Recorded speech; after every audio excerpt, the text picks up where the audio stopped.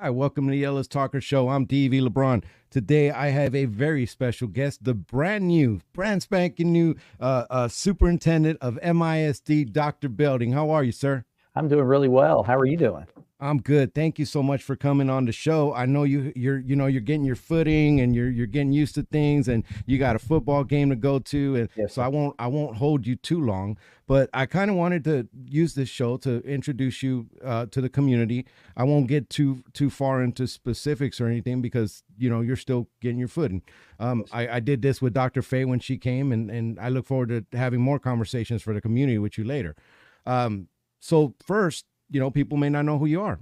There was an announcement on Facebook a little bit, and you could look that Mhm. up at MISD's page. But can you tell me about you? Sure. Well, first off, thank you for having me on the show. I'm really looking forward to working with you in the future and to work with our people in our community in the future. And everybody I've met in the first 5 weeks that I've been in the district have just been fantastic. Super excited about the future at Midlothian ISD. So just a little bit about me. I graduated from Weatherford High School and went to TCU. So I'm a horned frog and got my bachelor of music education. It's where I met my wife. We were both in the marching band together. She played the flute, and I'm a percussionist. And so we met there, dated for 4.5 years, and got married in 1987. And we've been married 36 years. And just she's just a wonderful partner for me, and honestly, my soulmate. And really, I think the world of her and things. We have three children, all adult children. My oldest is 32, and then my middle child's 30, and then my youngest, my daughter, is 28. And the oldest, Jacob, is the 32-year-old, is married, and he and his wife Sam have three children, and I have three grandkids, which they are the best things ever. And they're 8, 7, and 3. So that's a little bit about me and just my family. And Angela and I are both very excited to be part of the community here in Midlothian. Well, congratulations on a very long marriage. There's nothing more special than having an awesome woman behind you and in front of you and just being there with you. And then the grandkids, I don't know what that feels like yet, and I could wait a few more years, but I hear it's nice. Oh, Definitely. it's the best. It S- really is. It's the So best. Yeah. I need to find out before I proceed. Dr. Hollingsworth at WISD is a Hmm. TCU guy. Is this like a conspiracy? Did the TCU get together to take over Midlothian and Waxahachie? Well, maybe so. I mean, there aren't that many of us out there because Yes, it's yes. a pretty small school in the grand scheme of things. But a lot of great people at TCU, and Angela and I both enjoyed our experiences at TCU and the friendships that we made and the education that we got there. So I know Jerry. He does a great job over there in Waxahachie, and he and I have bumped into each other at a TCU game a few times. Yeah, yeah. I like Dr. Hollingsworth. He's a good dude. I love having him on. So, um, you where was it that you came from? Can you talk about that kind of that background? Absolutely. The district that I came from to come to Midlothian was Aubrey ISD, which is a district in northeast Denton County. It is just south on the south of Lake Ray Roberts up there, and it's to the south is Denton ISD. To the east was Salina and Prosper ISDs, and then to the west would be like Sanger ISD. So right tucked in there, and it's a growing district. During my 7 years as superintendent Aubrey, we grew 65% in enrollment during that time frame, and really the bulk of it was in the last 3.5 years. Um, we're growing about 500 or 600 kids a year, and at that size district, that's a lot of students. That's a Yeah. small elementary school every year, and so dealing with growth and planning for growth and staffing. As I've talked to people in the community initially, I talked to Lions Club, for instance, one thing I said, when you're planning and working with growth, sure, making sure you have the facilities to accommodate the students is a big piece of the puzzle. But the other part of that is staffing, is hiring teachers, it's making sure we have enough teachers in classrooms, teachers in our special lives programs that as the kids are moving to us to meet their needs, things of this nature. All of that's a big piece of it. The operations side, making sure we have enough bus routes, making sure that, as we add buildings, we have enough custodians. All of that work and instructional materials and adding programs for kids to be involved with, all of that work is a huge part of managing growth and making sure that we're giving kids opportunities to excel at the very highest levels. So you set the culture as the leader of an organization. You're setting the culture, and even though it's implemented through the people, the great people that work under you, Yes, sir. you're setting the standard. You're the leader of this. So, what kind of culture would you like to set in your time here at MISD? My focus is as a leader, I really I guess really connect with servant leadership.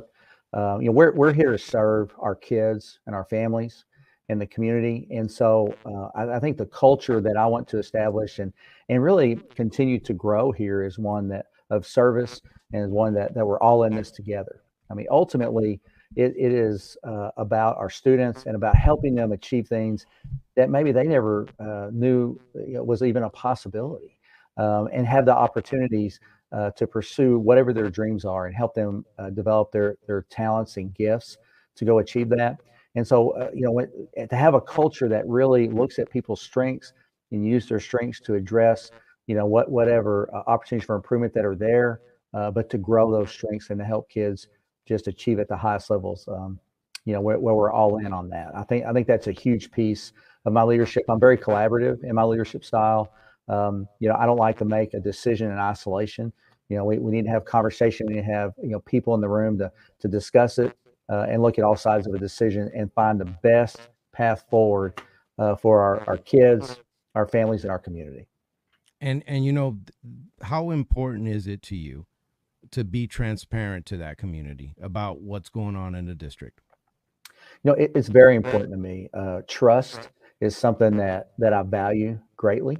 And a big piece of that is to make sure that people, are communicated with effectively, so they know, and to be able to walk the talk, right? And one of the reasons, I've been trying to go to a ton of events already and meet as many people as I possibly can, just so they can, interact with me. We can talk, we can visit, even if it's a brief conversation, but just so people can get to know me and understand where I'm coming from and what I'm about. And then I think that generates trust when we have to make a decision and pick a path forward. They'll trust that, hey, common sense is a big piece of what he's talking about, and and what we're doing, it makes sense to the very best that we can.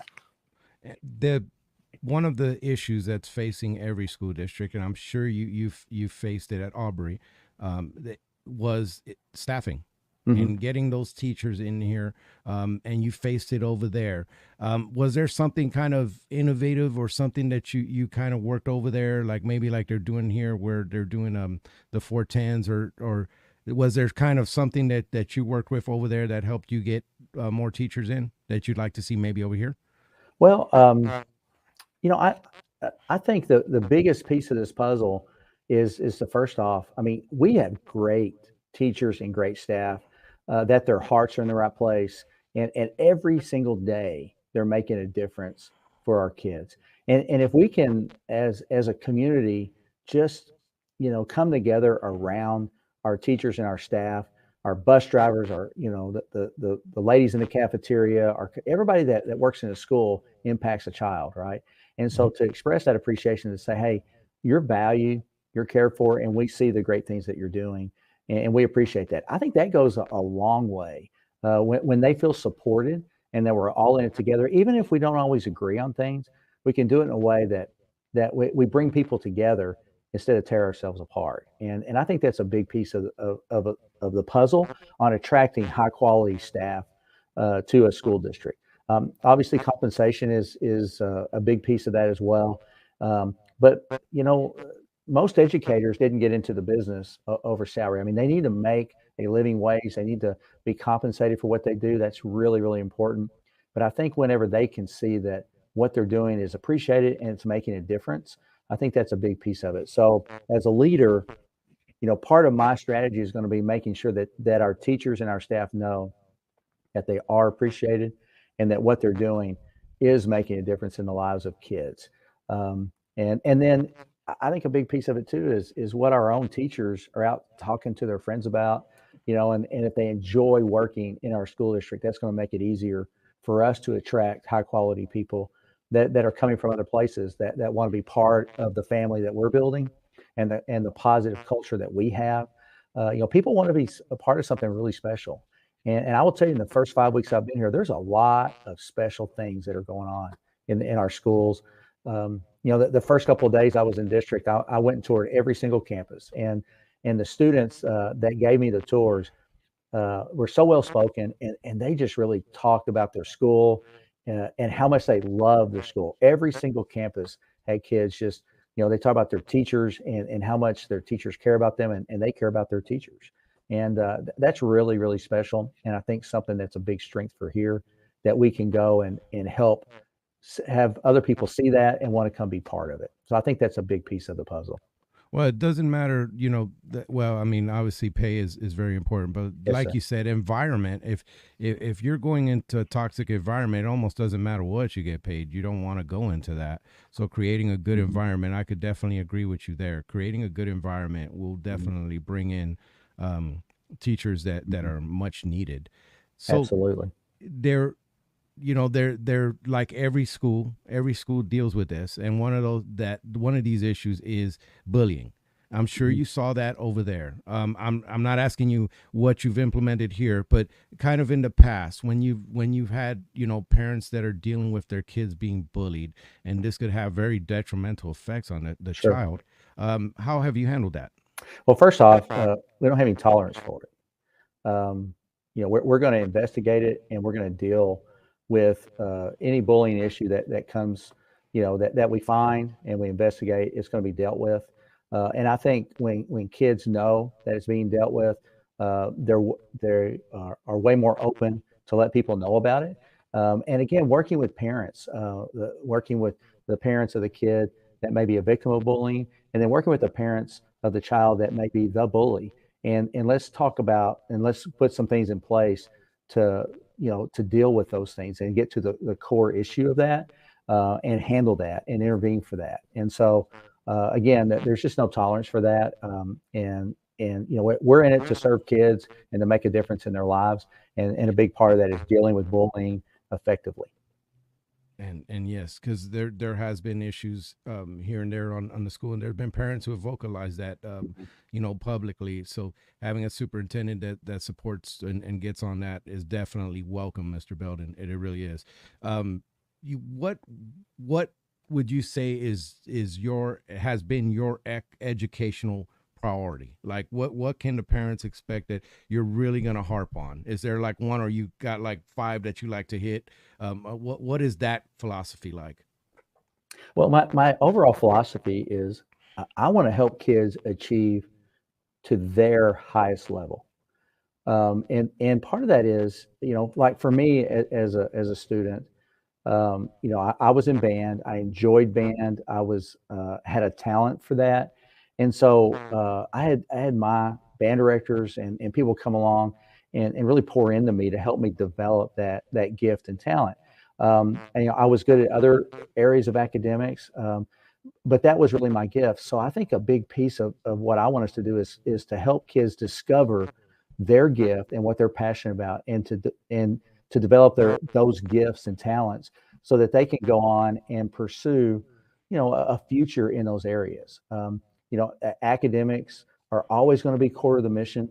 It's something that I want our kids to achieve at the highest levels in their ELA, in math, science, and social studies, and to be able to have opportunities to go if they want to go to the Ivy League school or the top schools in Texas. I want them academically prepared to walk on those campuses and to be able to be fully successful. And it's more than just knowing math, but it's also study skills. It's also how you go about dealing with that environment of a college lecture, and being able to know how to be self-disciplined on taking care of that homework and things of that nature. So there's a lot to that academic part of it, and I'm real passionate about helping kids be ready for that.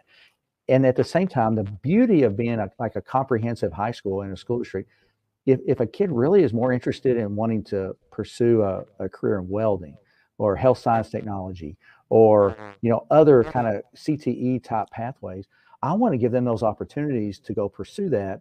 And when they graduate, they are well on their way to that certification, or they have it when they walk out as a Midlothian ISD graduate, fully prepared to do that. So that means we need to offer a wide array of programs and like career paths of study in order to give kids those opportunities to try it and to see if they like it. And that way they don't maybe go to college or a technical school and take courses in something that they end up really going, man, this was not for me. I thought I wanted to be an accountant, but I am so not enjoying this. And if we can give them some of those experiences during high school, we can save them from spending years of college and money pursuing something like that. And then, just enjoying the experience. I mean, you only get to go through school one time, right?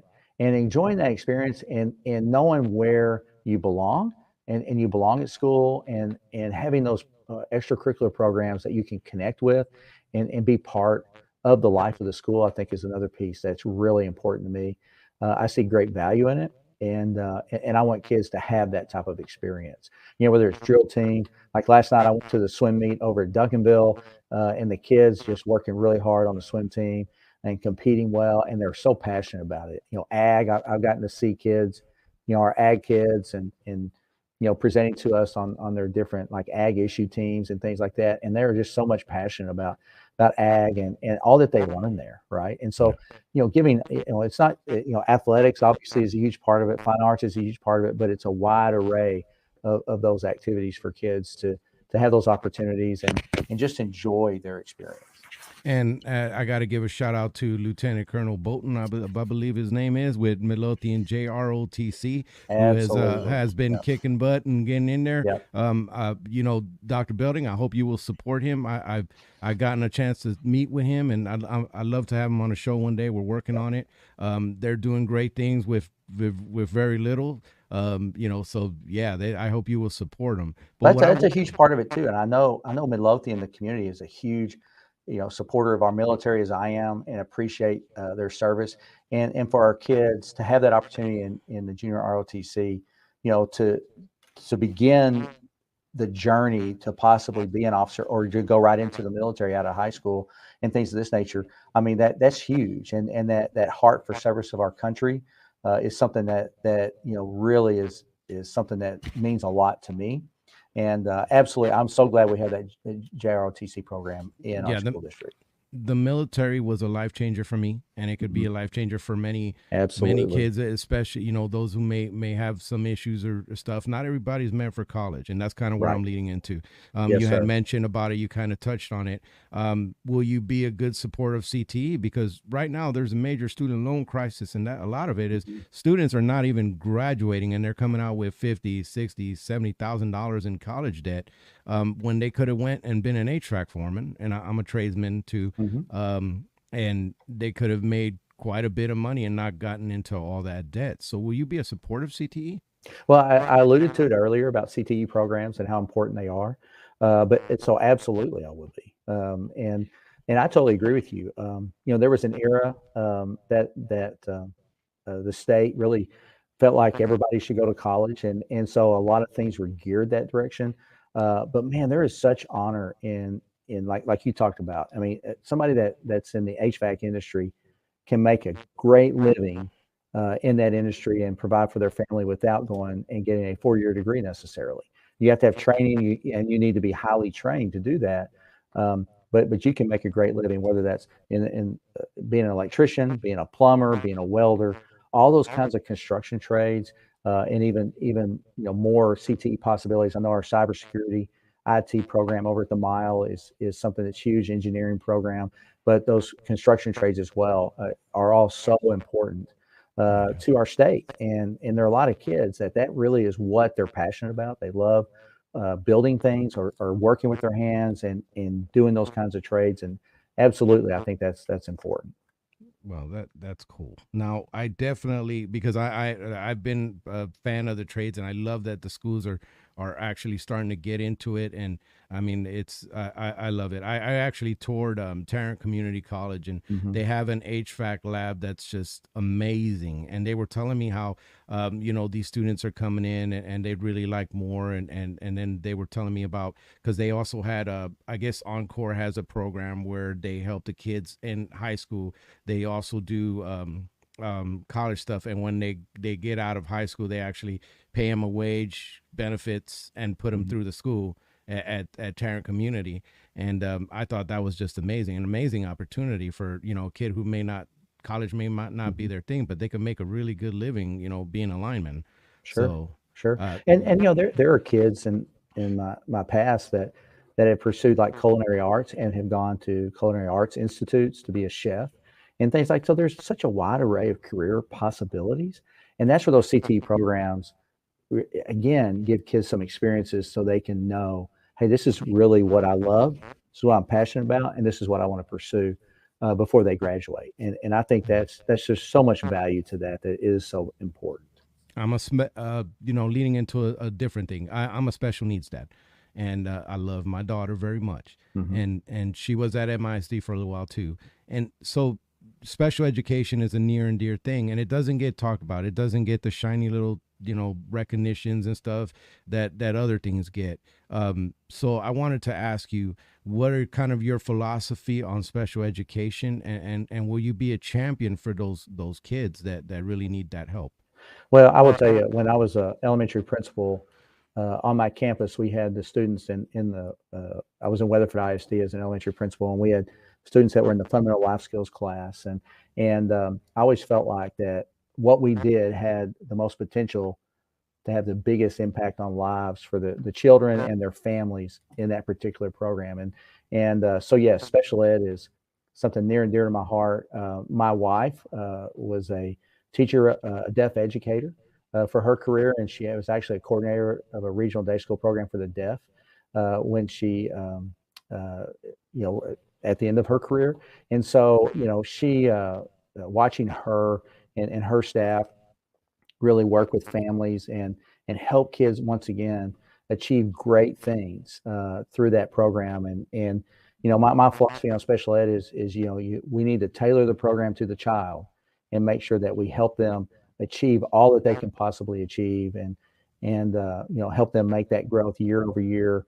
And sometimes they can produce. Sometimes it just needs to be a little bit different, and that's okay. Yeah, it's different, but they're beautiful and special, and they do it in their Absolutely. own way. They do it in their own way, and it's very Hmm. challenging world for them. Yep. Kids, parents send their most precious thing on their life to Hmm. your schools that you're leading, and one of the things that they want to know is that their kids will be secure if some crazy decides that they want to, and that's our reality, that Yeah. they want to shoot up the school. Hmm.